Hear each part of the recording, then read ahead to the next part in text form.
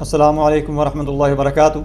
एज़ोस्पर्मा और लेगोस्पर्मा ये किस लिए टर्म इस्तेमाल की जाती है, मेडिकल में इसका मतलब क्या है, मैं आपको आज बताता हूँ। ये सादा सी बात है कि मादा मनविया जो होता है, मर्द के जो जरासीम होते हैं, उसके लिए ये इस्तिलाह इस्तेमाल की जाती है। एज़ोस्पर्मा उसको कहते हैं कि जिसके अंदर बिल्कुल ही जरासीम मनी के अंदर नहीं आते, यानी उसकी रिपोर्ट जो होती है वो बिल्कुल नील होती है, उसके अंदर जरासीम नहीं होते।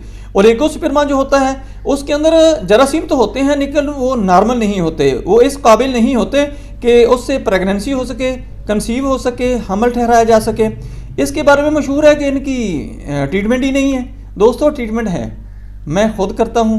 बहुत सारे मरीज़ मेरे पास ऐसे हैं जो अल्हम्दुलिल्लाह उन्होंने ट्रीटमेंट कराई, अल्लाह की ज़ात ने उनको बराबर किया, उनकी प्रेगनेंसी भी हो गई, सारे मामला ठीक हो गए। अपने करीबी डॉक्टर से रब्ता करें या मुझसे रब्ता करें। इंशाल्लाह ये जो आपका जरासीम का मसला होगा कि जरासीम